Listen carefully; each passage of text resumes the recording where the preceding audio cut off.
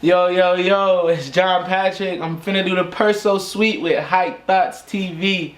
Let's get it. Smoke a purse so sweet with Hot Thoughts TV. Y'all know what the fuck we doing, man. It's Hot Thoughts TV. Niggas hot in the bitch, Tonight, man. I'm smoking a purse so sweet with Hot Thoughts TV.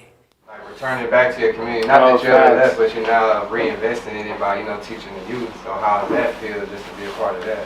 I did leave. Like, I didn't even go to high school in Alief. My parents moved us out. We moved out to like Richmond, and this was like I was always hearing about Fort Bend and stuff. Like, this is my actual time of like moving to Fort Bend, and we used to make fun of them people, so it kind of hurt. You know what I'm saying? Being one of them people, you know what I'm saying? It was superficial, but like at that time it hurt. You know what I'm saying? Like, oh man, I live in Fort Bend now, you know what I'm saying? Like, and everything's better about my life, you know what I'm saying? But I'm worried about, you know what I'm saying, what people think. So, I did leave. I went to UH. I hated it. I went to PV. I loved it.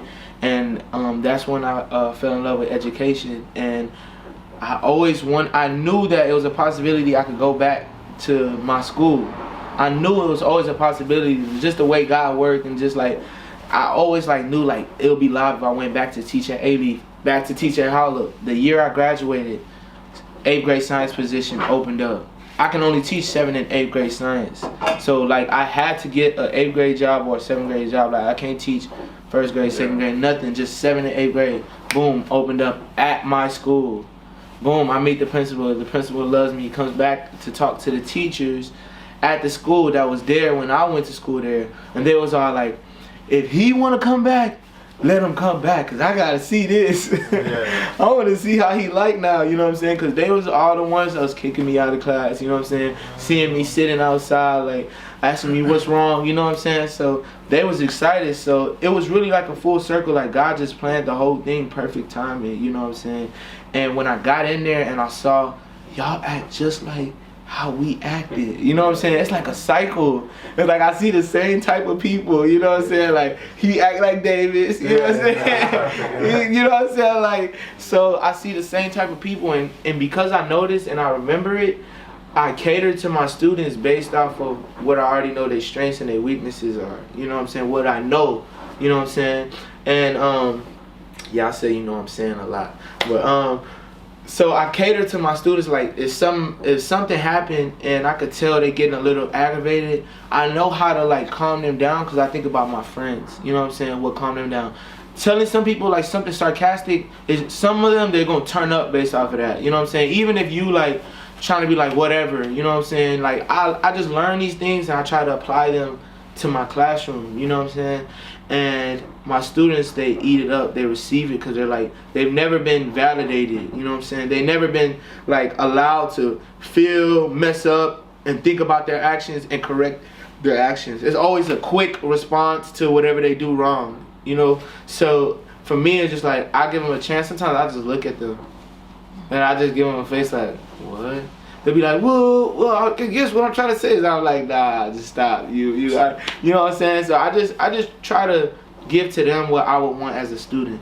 And one thing I said was I couldn't just be a teacher. You know what I'm saying? I had to be more. I had to be involved in the community. So I did like a pizza drive. I'm planning something especially for the daughters of the school. I'm releasing this early, but I really want to do something where I bring the fathers and the daughters together, because I'm noticing a lot of what's happening is a lot of these kids, they don't have that dad influence in their life, so they acting out, and they act out towards me even though they never met me, you know what I'm saying? But I'm just a man that's trying to tell them what to do. You can't do that, you know what I'm saying? I don't even listen to my daddy. Who are you? You know what I'm saying? So I want as much as I can. I want to do this event where it's like kind of like father-daughter dance, you know what I'm saying? And you might think, oh, 8th grade is too old for that, but you'll be surprised how many girls actually wish they had that opportunity, you know what I'm saying? Like, they've been ripped apart from their dad, not that they hate him, you know what I'm saying? So if I could make that happen, I'm working with some special people to make that happen, and it's just little events like that come to my head. I'm like, I want to make this come to life. You know what I'm saying? I want to be able to give out backpacks to all my students.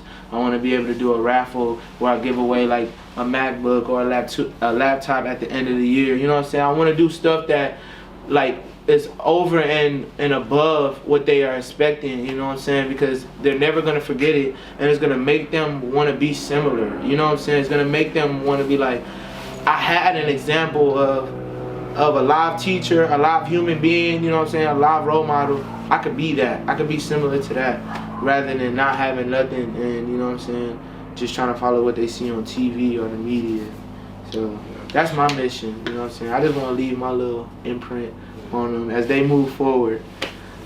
And anybody that been following for some time, love is like a message that you preach, or you know, carry on a lot, not like as a lifestyle, you know what I'm saying? Now you're not just talking about it like it's factual and action, you know what I'm saying? So what does love mean to you from your perspective?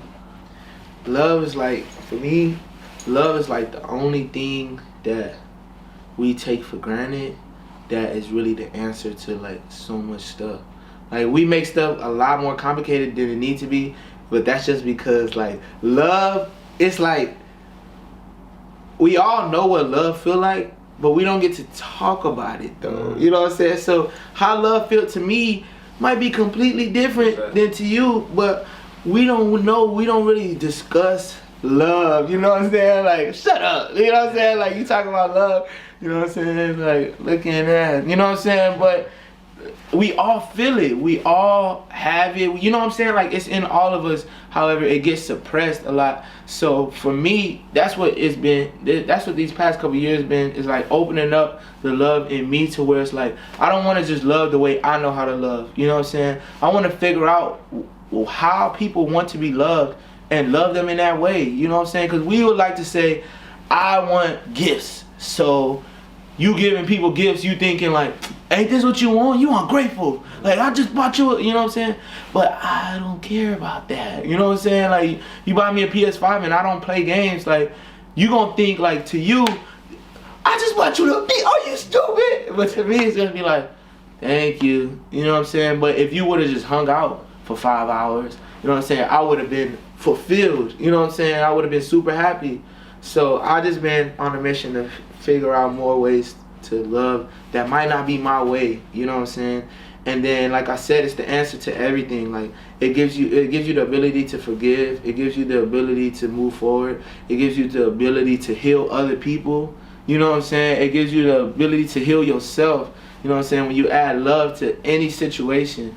And so I think, like, before I was like more on my singing about like romantic love, like I could never love, you know what I'm saying? And I felt that so many times, you know what I'm saying? Like, the love, the lovey-dovey stuff, that's fake. I always felt that's fake, you know what I'm saying? But I never gave up hope on like human love, you know what I'm saying? Like brotherly love, you know what I'm saying? Like family, like helping poor people, helping sick people. Like, I've never given up on that. You know, and I think that I never wanted those two to get confused. Like, when I'm talking about love, I'm talking about kissy kissy, you know what I'm saying? No way.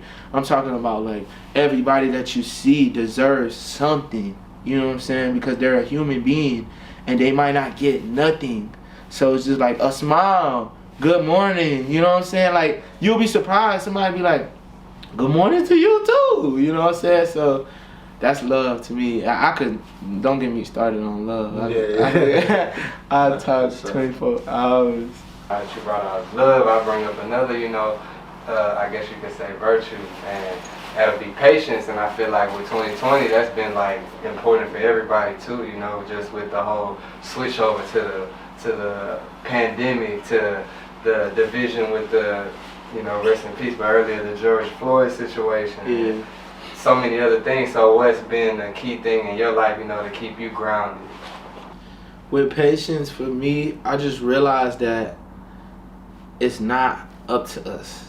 You know what I'm saying? Like, as much as you want this booster seat to fall on the ground, you could pull at it as hard as you want. If something's holding it, it's not up to you when it's gonna fall. You know what I'm saying? And that's what people gotta realize with their life. You could try something, but if it's not the right time for it, it's not gonna happen. You know what I'm saying? So literally, like, let's say I know in 10 seconds this garage is gonna fall. 10 seconds, the garage is gonna fall regardless. Y'all have no idea. You know what I'm saying? He might find out in 2 seconds. You might find out in 8 seconds. You know what I'm saying? She might find out when it's falling.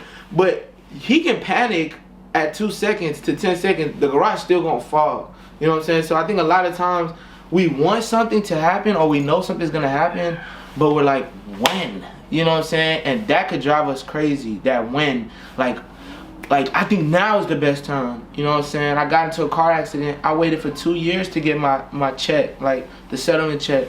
And every time I was at my lowest point, I said, where's that check? I was calling my lawyer like, you still haven't done anything. You know what I'm saying? Like, mad. But when the check came, it was like the perfect time. You know what I'm saying? And if I knew I wouldn't get it till 2 years later, maybe I would have been more, like, less stressed between the 2 years. You know what I'm saying? But we don't know when it's coming. So I think one thing I learned this year is just like, the bad stuff is gonna end. It always does. You know what I'm saying? Like, this pain, is gonna end. You know what I'm saying? Like, everything ends. So it's just like, if you keep going, then you get to see the other side. But if you don't keep going, you literally staying in that pain bubble. You know what I'm saying? Because it's gonna be pain bubbles. We gotta deal with the pain. So it's like, you choose whether like, my life is over.